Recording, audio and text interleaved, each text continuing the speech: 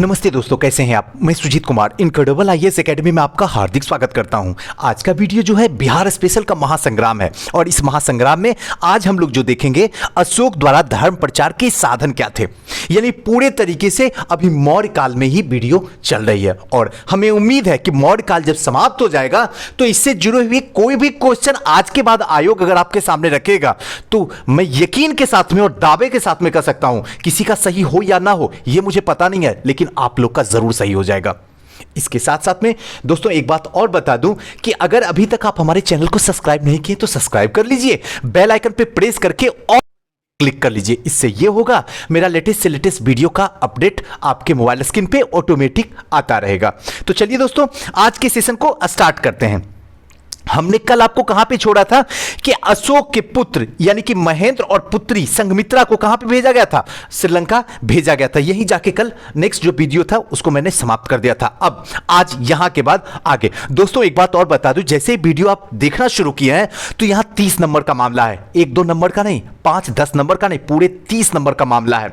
और ये 30 नंबर आप डिजर्व करते हैं लाने के लिए। कम से कम 28 तो मैं इतना उम्मीद करता हूं कि आप इतना ला सकते हैं, लेकिन अगर इस वीडियो को शुरू से अंत तक पूरी तरीके से अच्छे तरीके से खंगालिएगा तो बुक होगा आपके पास में, नो डाउट, नोट्स भी होंगे नो डाउट, लेकिन इस तरीके से आपको समझाने वाला कोई नहीं होगा क्योंकि सबके पास में लाखों रुपया नहीं है कि बड़े बड़े शहरों में जाके बड़ी बड़ी संस्था में पढ़ सके। तो ऐसे कंडीशन में यह वीडियो जो है आपके लिए रामबाण सिद्ध होने वाला है। तो चलिए अशोक के धर्म प्रचार के साधन को देखते हैं। धर्म यात्राओं का प्रारंभ, पहला क्यों? क्योंकि धर्म प्रचार के साधन इसने क्या क्या किया था। तो धर्म यात्राओं का प्रारंभ मतलब क्या है, अब यात्रा शुरू हो गई धर्म के लिए। दूसरा, राजकीय पदाधिकारियों की नियुक्ति होना शुरू हुई, राज्य में पदाधिकारियों की नियुक्ति शुरू कर दी गई। तीसरा जो था धर्म महामात्रों की नियुक्ति होना शुरू हो गई, जो भी धर्म के महामात्र थे उनकी जो है वहां पर नियुक्ति शुरू हो गई। दिव्य रूपों का प्रदर्शन होना शुरू हो गया था। धर्म श्रवण और धर्मोपदेश की व्यवस्था दी गई थी, मतलब क्या धर्म के बारे में बोलने वाला, धर्म को सुनने वाले के लिए व्यवस्था कर दी गई थी। और लोकाचारिता का कार्य भी शुरू हो गया था। इसके साथ साथ में धर्म लिपियों का खुदवाना शुरू हो गया था कि अब जो है धर्म लिपियों को खुदवाया जाए और विदेशों में धर्म प्रचार के लिए भेजना भी शुरू कर दिया गया। यानी एक तरीके से अगर देखा जाए तो अशोक अब क्या किया, धर्म के प्रति जो पूरे तरीके से उदार हो गया। मतलब क्या, धर्म के पीछे पड़ गया कि किसी भी हालत में जो है धर्म को पूरी दुनिया में प्रचार करवाना है। उसके करवाने के जो साधन थे अशोक ने उन सारे साधनों का उपयोग किया। सीधा सा यही मतलब है और यहां इंपॉर्टेंट ये सब नहीं है, बस आपको समझाने के लिए। अब यहां के बाद आगे अशोक ने बौद्ध धर्म के प्रचार का प्रारंभ जो है धर्म यात्राओं से किया था। जो सबसे पहले अशोक ने जब बौद्ध धर्म को अपना लिया तो उसके प्रचार के लिए धर्म यात्राएं शुरू कर दी। धर्म यात्राएं का मतलब समझिए, धर्म के लिए यात्रा जो किया जाता है उसी को कहते हैं धर्म यात्राएं। इसके साथ सॉरी इसके साथ साथ में कलिंग युद्ध के बाद अमोद प्रमोद की यात्राएं पे पाबंदी लगा दी थी। कलिंग युद्ध जब हो गया था, जब लाखों करीब 1.5 लाख के आसपास लोगों की लाश बिछ गई थी, उतने ही लोगों को बंदी बना के अपने क्षेत्र में अशोक ने लिया था। उसके बाद पूरी तरीके से हृदय परिवर्तन हो गया। उसके बाद से ही, कलिंग युद्ध के बाद से ही अमोद प्रमोद किसी भी तरीके की यात्राएं जो थी सब पे पूरी तरीके से प्रतिबंध लगा दिया गया था। नेपाल की तराई में स्थित निगलिबा, ध्यान रखिएगा, निगलिबा में उसने क्या किया, कनक मुनि की स्तूप की मरम्मत करवाई थी। तो कभी कभी क्वेश्चन पूछा, कई बार रेयर केस में पूछता, लेकिन पूछता है कि कनक मुनि की स्तूप की मरम्मत किसने करवाई। तो ध्यान रखना कि अशोक के द्वारा करवाई गई थी। बौद्ध धर्म के प्रचार के लिए अपने साम्राज्य के उच्च पदाधिकारियों की नियुक्ति किया। उसके साथ साथ स्तंभ लेख 3 और 7 के अनुसार उसने व्युष्टि, रज्जुक, प्रदेशिका और युक्त नामक पदाधिकारी को जनता के बीच जाकर धर्म प्रचार करने के उपदेश देने की जो है आदेश दिया। अशोक ने क्या किया कि बौद्ध धर्म के प्रचार के लिए जो है उच्च पदाधिकारी की नियुक्ति कर लिया कि भाई आप लोग की जो मैंने नियुक्ति किया हूं ये दूर दूर तक क्षेत्र में जाके धर्म प्रचार करना है, इसी के लिए किया हूं। और 3 और 7 जो स्तंभ 3 था और 7 के अनुसार यह कहा गया है कि उसने व्युष्टि, रज्जुक, प्रदेशिका और युक्त नामक पदाधिकारी की जनता के बीच जाकर धर्म प्रचार के करने और उपदेश देने के आदेश दे दिए गए। क्लियर? यहां तक किसी भी तरीके का कोई प्रॉब्लम नहीं है। चलिए अब थोड़ा सा इसको देख लेते हैं। पहले इस बॉक्स को देख लेते हैं, उसके बाद इधर इसको देख लेते हैं। पहले बॉक्स देखते हैं। अशोक द्वारा भेजे गए बौद्ध धर्म के प्रचारक, इसको थोड़ा सा देख लीजिए, ज्यादा जरूरी नहीं है, लेकिन एक बार अपने दिमाग के अंदर रखिए कि अगर कभी गलती से दे दिया कुछ जो है उटपटांग क्वेश्चन, 10 से 15 क्वेश्चन, यकीन मानिए मेरा, आयोग ऐसा उटपटांग क्वेश्चन देता है ना, ताकि जो अपने अपने आप को ओवर इंटेलिजेंट समझते हैं स्टूडेंट, उसमें फंस जाएं और उनका टाइम जो है धीरे धीरे कम होता जाए और वो जो है बाहर निकल जाए प्रीलिम्स से। लेकिन आप उन ओवर स्मार्ट में नहीं है। क्यों? क्योंकि आपको समझ में आ रहा है कि आयोग भी 10-15 क्वेश्चन ऐसा देता है जो बाहियात क्वेश्चन होता है। उसमें हो सकता है इस टाइप के क्वेश्चन दे दे, धर्म प्रचारक और स्थान। क्या बाहियात होगा यह कहना बड़ा मुश्किल है, लेकिन देता है 10 से 15 क्वेश्चन देता है। पहला जो है मंझितिका, ये क्या था? कश्मीर गंधार स्थान पे आया था। मंझिम ये कहा था? हिमालय में था। सोन और उत्तरा ये क्या था? कहा था? स्वर्ण भूमि में स्थान था। जो धर्म प्रचारक करने वाले थे और कौन से स्थान पे गए थे वो सारे स्थान का नाम है। रक्षित कहां पे गया था? तो उत्तर कनाडा में। धर्म रक्षित ये कहां पे गया था? तो पश्चिमी भारत में गया था। महारक्षित ये कहां पे गया था? यमन राष्ट्र में गया था। महाधर्म रक्षित ये कहां गया था? तो महाराष्ट्र में गया था। महादेव कहां गए थे? तो मैसूर में गए थे। महेंद्र और संघमित्रा कहां गए थे? तो श्रीलंका में गए थे। अब तक क्वेश्चन इसी से पूछा गया है। महेंद्र और संघमित्रा कौन थे? तो अशोक के पुत्र और पुत्रियां थी। कहां पे भेजा गया था? श्रीलंका में। किस लिए भेजा गया था? तो बौद्ध धर्म के प्रचार के लिए भेजा गया था। बस ये इंपॉर्टेंट है, बाकी बस देखने का काम है, इसको याद रखने का है। चलिए आते हैं नेक्स्ट में। अभिषेक के 13वें, ध्यान रखिएगा, अभिषेक के 13वें वर्ष बाद बौद्ध धर्म के प्रचार हेतु पदाधिकारियों का एक नया वर्ग बनाया गया, जिसे क्या कहा गया? धम्म महामात्र। ध्यान रखिएगा, धम्म महामात्र कहा गया। धीरे धीरे 13वें वर्ष के बाद जो है बौद्ध धर्म के प्रचार के लिए पदाधिकारियों का एक नया वर्ग बनाया गया, जिसे कहा गया धम्म महामात्र। अब इसका जो कार्य था, विभिन्न धार्मिक संप्रदायों के बीच जो है भेदभाव को मिटाकर धर्म की एकता स्थापित करना इनका काम था। जो भी लोगों के बीच में धर्म के प्रति जो किसी भी तरीके की भेदभाव है उसको मिटाकर धर्म के प्रति एकता स्थापित करना था। धर्म को लोकप्रिय बनाने के लिए अशोक ने मानव और पशु जाति के कल्याण हेतु पशु पक्षियों की हत्या पर प्रतिबंध लगा दिया था। राज्य तथा विदेशी राज्यों के बीच भी मानव तथा पशुओं को अलग से चिकित्सा की व्यवस्था करना शुरू कर दिया गया था। कहने का मतलब अशोक ने क्या किया था? धर्म को लोकप्रिय बनाने के लिए, कि धर्म को और लोकप्रिय बन जाए, दुनिया के सामने रहे, आने वाले इतिहास में लोग उसे जाने। इसने क्या किया कि पशु, ध्यान रखिए, पशु जाति के कल्याण हेतु पशु पक्षियों की हत्या पर जो है पूरी तरीके से प्रतिबंध लगा दिया गया था। मानव और पशु के लिए अलग अलग चिकित्सा की व्यवस्था कर दिए गए थे। आज ऐसा कंडीशन है, यही बिहार है जहां पे क्या, मनुष्य तो छोड़ दीजिए, सॉरी जानवर तो छोड़ दीजिए, मनुष्य के लिए भी जो है किसी भी तरीके की स्वास्थ्य व्यवस्था नहीं है। आज भी अगर देखा जाए तो ये स्थिति है। और अशोक के टाइम में क्या था कि मनुष्य के लिए जो चिकित्सा व्यवस्था उससे अलग हट के जो है पशु पक्षी जानवर के लिए भी चिकित्सा व्यवस्था रख दिया गया, तथा इन्हें मारना जो है कानूनी अपराध रखा गया था, उन्हें दंड के भागीदारी में रखा जाएगा। नेक्स्ट आते हैं, अशोक के महान पुण्य के कार्य एवं स्वर्ग की प्राप्ति का उपदेश बौद्ध ग्रंथ जो था संयुक्त निकाय में दिया गया था। यानी कि अशोक के जो महान पुण्य का कार्य था और स्वर्ग की जो प्राप्ति का उपदेश दिया गया था वो बौद्ध ग्रंथ के संयुक्त निकाय में दिया गया था। अशोक ने दूर दूर तक बौद्ध धर्म के प्रचार हेतु दूतों प्रचारकों विदेशों में भेजा। अपने दूसरे एवं 13वें शिलालेख में उसने उन देशों का नाम लिखवाया जहां दूत भेजे गए थे। यानी कि दूसरे देश में जो दूत भेजे गए वो कहां से आया था? तो याद रखिएगा, दूसरे और 13वें शिलालेख में, ध्यान रखिएगा, अपने दूसरे और 13वें शिलालेख में उसने क्या किया? उन देश का नाम लिखवाया जहां पे अशोक ने दूत को भेजे थे धर्म प्रचार के लिए, यानी बौद्ध धर्म के प्रचार के लिए। क्लियर हो रहा है ना? दिमाग में चली जा रहा है ना सारी बातें? जो इंपॉर्टेंट है उसको रिपीट में कर देता हूं ताकि आपके दिमाग में पूरी तरीके से, देखिए सब कुछ इंपॉर्टेंट नहीं होता है और ये आप भी अच्छे तरीके से जानते हैं, लेकिन जो इंपॉर्टेंट होता है उस पर मैं जोर देकर बताता हूं। इस पॉइंट को आपको याद रखना है, लेकिन समझना सब कुछ है।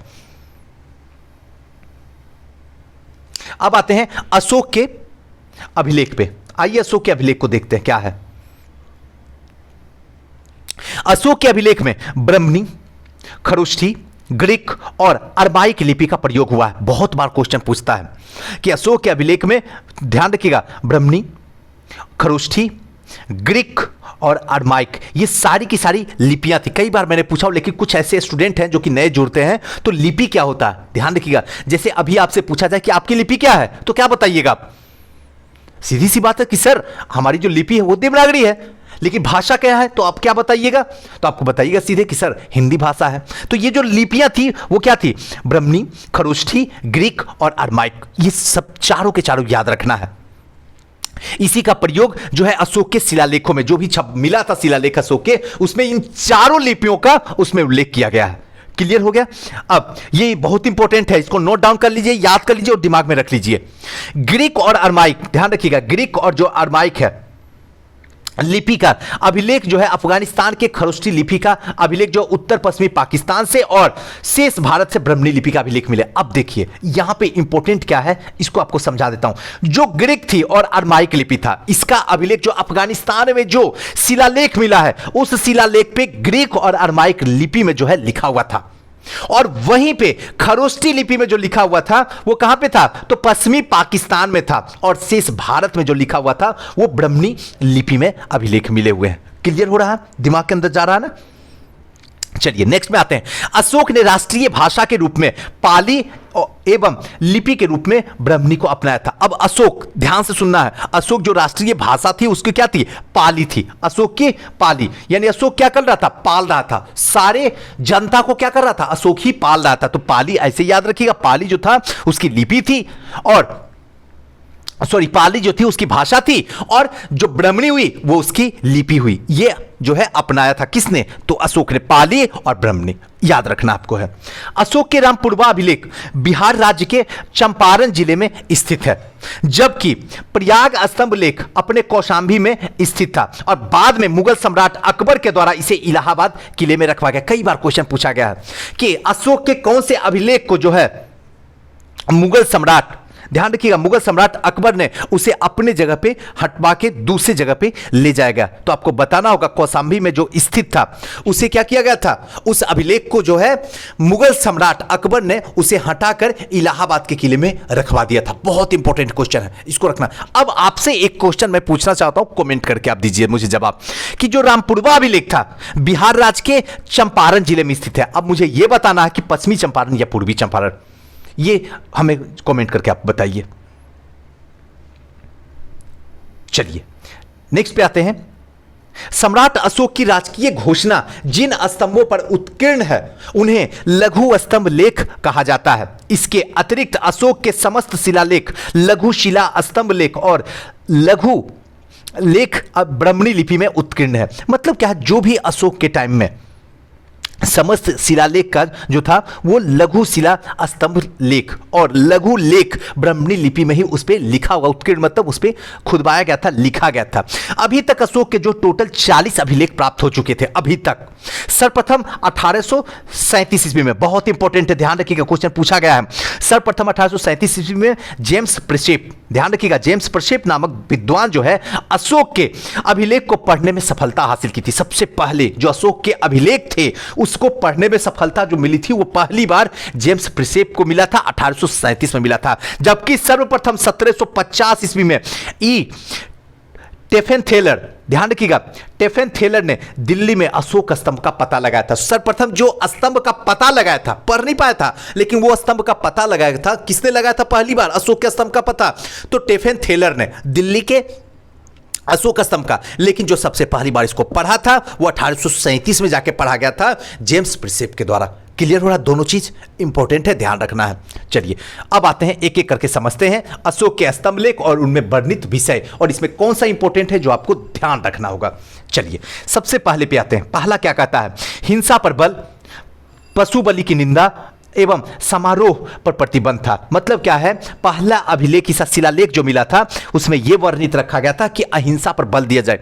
हिंसा पे नहीं, अहिंसा पे, किसी भी तरीके का मार धाड़ प्रेम से प्यार से समझाया जाए, तो इसको कहते हैं अहिंसा पर बल देना।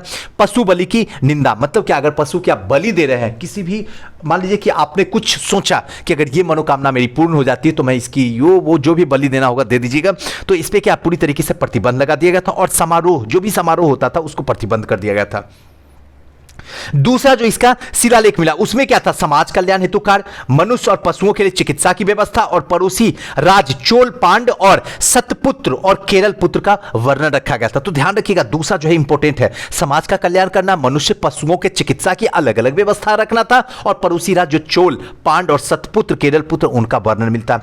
तीसरा में क्या मिलता है, ब्राह्मणों और श्रमिकों के उदारपूर्ण व्यवहार तीसरा में मिलता है तथा राजकीय अधिकारियों को आदेश दिया गया था कि वे हर 5वें वर्ष का जो है दौरा पे जाए। ये इंपॉर्टेंट है। चौथा पे आते हैं, मेरी घोष की जगह जो है धम घोष की घोषणा की गई, पशु हत्या को बहुत हद तक रोकने का दावा किया गया था। चौथा में पशु हत्या को हद तक रोकने का दावा किसमें किया गया था, तो चौथा शिलालेख में किया गया था। एकदम ध्यान से देखना है। अब आते हैं 5वां शिलालेख में। शिलालेख में क्या है, शासन के 13वें वर्ष, ये 5वां जो शिलालेख हुआ था उस टाइम तक जो अशोक का जो शासन था वो 13 वर्ष तक पूरा हो गया था। तो 13वें वर्ष में धम्म महामात्र नामक अधिकारियों की नियुक्ति की चर्चा जो मिलती है वो 5वें शिलालेख में मिलती है। क्लियर हो रहा है। छठे में आत्मनियंत्रण पर शिक्षा दी गई थी, छठे में। 7वां में जो था सभी संप्रदाय के लिए सहिष्णुता, ये भी इंपॉर्टेंट है। 7वां के लिए सभी संप्रदाय के लिए सहिष्णुता। 8वां में क्या था, अशोक के धम्म यात्रा का उल्लेख किया गया था 8वां में। 9वां में क्या था, सच्ची भेंट सच्चे शिष्टाचार का उल्लेख किया गया था 9वां में। 10वां में क्या था, इसमें ख्याति गौरव की निंदा की गई थी तथा धर्म कीर्ति श्रेष्ठता पर जो है इसमें बल दिया गया था 10वां में। 11वां में क्या था, धर्म के जो धर्म थे उसके वरदान को सर्वोत्कृष्ट और धर्म की व्याख्या की गई थी 11वां में। 12वां में क्या था, सभी प्रकार के विचारों का सम्मान करना है, विभिन्न संप्रदायों के बीच में टकराहट एवं महिला महामात्रों की नियुक्ति करना है। 13वां में क्या था, ये इंपॉर्टेंट है, ये बहुत इंपॉर्टेंट है, ध्यान रखिएगा। अभी तक जो भी मैंने बताया, जो जो इंपॉर्टेंट बताया उस पर आपको ध्यान रखना। बाकी अगर पूछा ना, मान लीजिए ये कहिए सर आपने जो बताया वो तो मैं समझ गया या फिर समझ गई, लेकिन जो पीछे से पूछ देते तो आपको नहीं आता तो किसी को नहीं आता, घबराने की जरूरत नहीं है। अगर वो आपको नहीं आ रहा तो किसी को नहीं आ रहा तो छोड़ दीजिए ना, लेकिन जो आ रहा है आपको वो कभी गलती मत कीजिएगा जिंदगी में। अगर प्रीलिम्स क्वालिफाई करना है तो, मेंस लिखना है तो, जो सबको आ रहा है उसमें आपकी गलती ना होनी चाहिए। चलिए 13वां में क्या कहता है, कलिंग युद्ध का वर्णन यही 13वां अभिलेख में लिखा गया है, ध्यान रखना बहुत इंपॉर्टेंट है, जिसमें अशोक के हृदय को पूरी तरीके से परिवर्तन कर दिया और पड़ोसी राजा का इसमें वर्णन भी रखा गया 13वां अभिलेख में, बहुत इंपॉर्टेंट है। 14वां क्या कहता है, जनता को, ये जो कलिंग युद्ध समझ रहे हैं, कलिंग कहां पे था, उड़ीसा में था। उस समय जो युद्ध हुआ और युद्ध जो हुआ इतने सारे लोगों की जो मृत्यु हुई और उतने ही लोगों को क्या कर लिया, बंदी बना दिया गया, करीब करीब लाख 1.5 लाख लोगों को बंदी बना दिया। उसके बाद से ही अशोक का हृदय परिवर्तन होना शुरू हो गया। तो इसी का उल्लेख जो है 13वां अभिलेख में जो है रखा गया, उसका वर्णन किया गया। 14वां में क्या है, जनता को स्वतंत्र धार्मिक जीवन जीने के लिए प्रेरित करना है, यह भी इंपॉर्टेंट है। 14वां, जनता जो भी है उसे स्वतंत्र धार्मिक जीवन, जिसको जो धर्म अपनाना अपना लो, कोई हिंदू को अपना रहा, कोई मुस्लिम को अपना रहा, कोई ईसाई या कोई पाली या फिर कोई बौद्ध, कोई जैन, जो भी अपनाना है अपना लो, लेकिन पूरे तरीके से क्या रहो, स्वतंत्र रहो। इसमें अपने प्रजा के प्रति जो है पितृवत और प्रेम भाव की अपनाने पर बल दिया गया था। अशोक की गुहा और स्तंभ लेख, ये क्या है, इसको समझते हैं। अशोक की गुहा और स्तंभ लेख को इसको समझते हैं। दक्षिण बिहार के गया जिला एकदम इंपॉर्टेंट है, ध्यान रखिएगा। दक्षिण बिहार के गया, अब यहीं पे वीडियो को पॉज कीजिए, मैप खोलिए, गया देखिए, जाइए गया के पास में, तब हम यहां से आपको स्टार्ट करते हैं। दक्षिण बिहार के गया जिला में स्थित बराबर नामक 3 गुफाएं की दीवारों पर अशोक के लेख प्राप्त हुए। कई बार क्वेश्चन पूछता है कि बराबर की गुफाएं कहां हैं, बिहार के किस जिले में है, आपकी हवा निकल जाती है और गलत करके चलाते हैं, जबकि इतना आसान क्वेश्चन है, गया में है। वहीं पे जो है उसी के दीवारों पे अशोक के जो है लेख प्राप्त हुए हैं, उसी गुफाओं के दीवारों से ही अशोक के जो है अभिलेख प्राप्त हुए हैं। इन सभी की भाषा जो थी वो प्राकृत और लिपि जो थी ये क्या थी, ब्राह्मणी थी।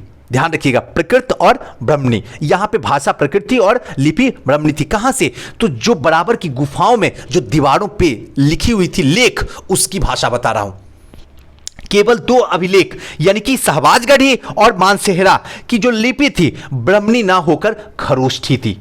ध्यान रखिएगा, ब्राह्मणी ना होकर खरोष्ठी थी। तो ब्राह्मणी ना होकर खरोष्ठी कहां की थी, कई बार क्वेश्चन पूछता है और पूछा भी है। तो शहबाजगढ़ी और मानसेहरा से जो प्राप्त अभिलेख हुए हैं वो क्या थी, खरोष्ठी लिपि में था। और ये लिपि जो होती थी, खरोष्ठी लिपि जो होती थी वो कैसी थी, दाईं से बाईं की ओर लिखी जाती थी।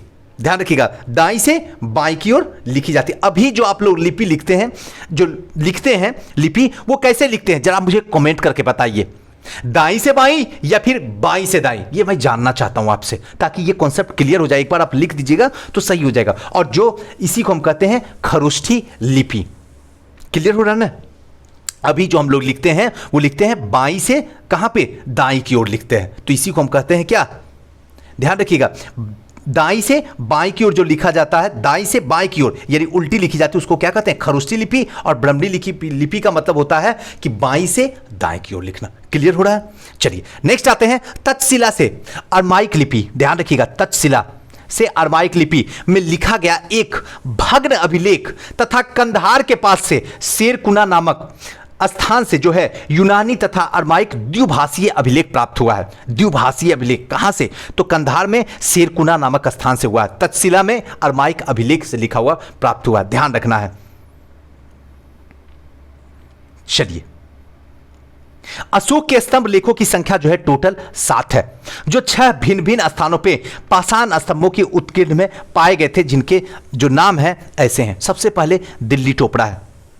आइए दिल्ली टोपड़ा के बारे में थोड़ा सा जान जाते हैं। यह स्तंभ लेख जो है प्रारंभ में उत्तर प्रदेश के सहारनपुर जिले में पाया गया था और मध्ययुगीन सुल्तान फिरोज शाह तुगलक के द्वारा इसे दिल्ली लाया गया था।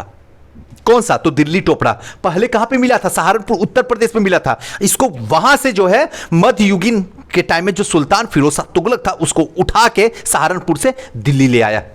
और अशोक के 7 अभिलेख जो है उत्कीर्ण है। एकदम ध्यान रखिएगा, दिल्ली टोपड़ा।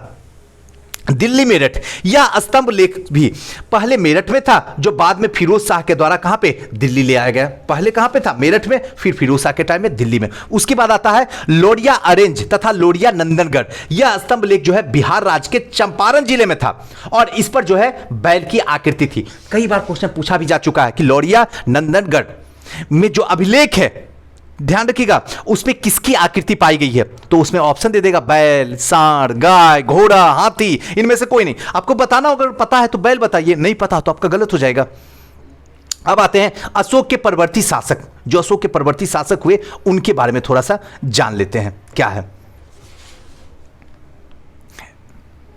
एक सेकेंड, चलिए नेक्स्ट जो पढ़ेंगे हम लोग अशोक के परवर्ती शासक, और इसको जो है नेक्स्ट क्लास में पढ़ते हैं। इसको कंप्लीट पूरे तरीके से जो है मौर्यकाल अशोक की पूरी जीवनी को नेक्स्ट क्लास में समाप्त कर देंगे। उसके बाद मौर्योत्तर युग में चले जाएंगे हम लोग। रहने देते हैं आज यहीं, क्योंकि ज़्यादा बड़ा भी थोड़ा सा बोरिंग लगेगा और मज़ा भी आपको नहीं आएगा। तो छोटे छोटे में रखते हैं और मज़ेदार तरीके से पढ़ते हैं, लेकिन आपका एक रिस्पॉन्सिबिलिटी बनता है और ये मैं आपसे डिजर्व करता हूँ कि प्लीज़ कमेंट कीजिए कैसा लग रहा वीडियो और क्या इसमें परिवर्तन किया जा सकता है वो भी बताइए, और क्या आपको चाहिए वो भी कमेंट करके बताइए। इवन ये भी बताइए कि नेक्स्ट वीडियो आपको क्या चाहिए। जो आप बोलिएगा वही हम लेके आएंगे, लेकिन आप बोलिएगा सब तब तो लाऊंगा, ऐसे तो मैं अपने ही मन से लाता रहूंगा। तो जरूर बताइए, कमेंट कीजिए, अपनी दिल की बात जरूर शेयर कीजिए।